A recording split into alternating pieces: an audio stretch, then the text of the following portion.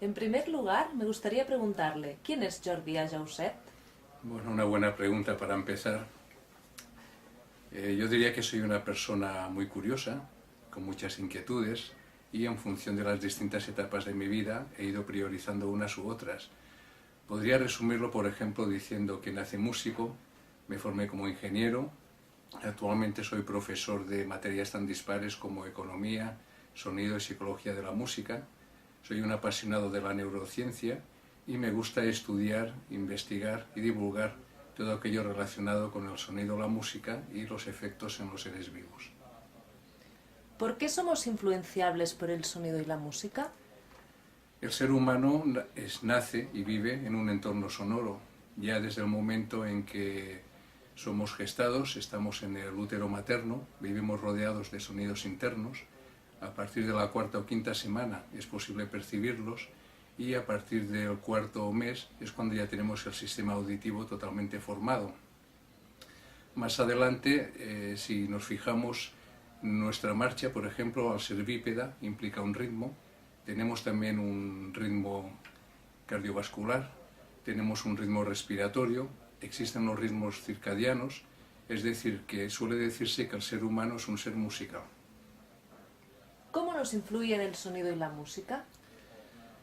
Bueno, podríamos decir que hay dos vías principales.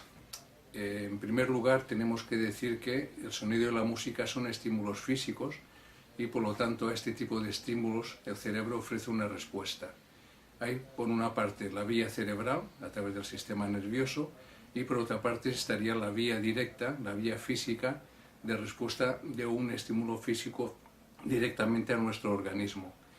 Cuando tratamos de la vía cerebral, la respuesta es mucho más compleja porque el cerebro nos ofrece distintas respuestas, respuestas fisiológicas a través de la modificación o segregación de hormonas, por ejemplo, respuestas emotivas a través de la gran fuerza que tiene el evocar los recuerdos, respuestas mentales y, por qué no, también respuestas espirituales.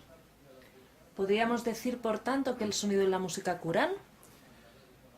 Es una pregunta complicada de responder. Posiblemente haya autores o terapeutas que responderían que sí, porque ellos tienen una experiencia directamente con personas a las cuales les aplican terapias musicales. Yo creo que es más prudente decir que, de la misma forma, cuando nos preguntan que si el dinero da la felicidad, la mayoría coincidimos en que no la da, pero que ayuda. En este sentido, es una buena ayuda terapéutica, el sonido y la música, nos ofrece una mejora de la calidad de vida ante un tratamiento de una enfermedad y en este sentido yo creo que es una opción muy eficaz a tener en cuenta. ¿Cómo actúa la terapia del sonido? Básicamente la terapia de sonido actúa por las dos vías que he citado antes. Por una parte está la respuesta que ofrece el cerebro ante determinados sonidos, que son estímulos físicos, y por otra parte estaría la respuesta que ofrece el organismo cuando estamos sometidos directamente a una vibración. Por ejemplo, en terapia del sonido suelen utilizarse determinados instrumentos un poco característicos, como son los cuencos tibetanos o los cuencos de cuarzo. Estos instrumentos se pueden situar directamente en nuestro cuerpo y evidentemente cuando los percutimos se transmite una vibración, que es una vibración física, del propio instrumento hasta nuestro cuerpo. Esta vibración entra por nuestra piel, por nuestros huesos, va a nuestros órganos y tiene que haber algún intercambio energético que puede favorecer determinadas disfunciones o ser de una gran ayuda en determinados problemas que tengamos. ¿Qué beneficios se obtienen con la terapia de sonido? Bueno, pues los terapeutas indican que los beneficios más usuales son disminución de la ansiedad y del estrés. Esto es algo totalmente muy evidente y que es fácil de experimentar. Hay disminución de dolor, hay una mejora en la movilidad de las extremidades, por ejemplo, y yo creo que uno de los efectos más importantes es el estado de relajación que ofrece cuando está sometido a una sesión de terapia de sonido. ¿El sonido que emiten estos instrumentos, por ejemplo los cuencos de cristal de cuarzo o los cuencos tibetanos, por citar algunos, es curativo o sanador? Yo creo que si existiera un sonido que físicamente pudiéramos decir que es, por sus características, sanador, estaría patentado y habría seguramente a más de un multimillonario.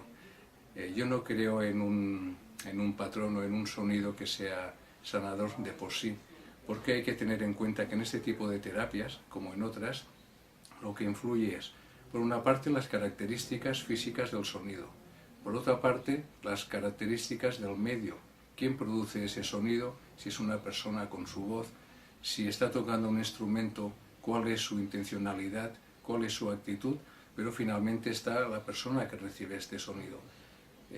Cada uno de nosotros somos un mundo aparte, tenemos nuestras circunstancias, nuestra formación, nuestras propias características, y el conjunto de todo esto es lo que finalmente decide si ese sonido nos va a ayudar o no nos va a ayudar.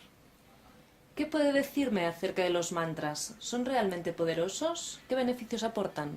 Los mantras son determinados sonidos o palabras, normalmente en sánscrito, y significan liberación o protección de la mente.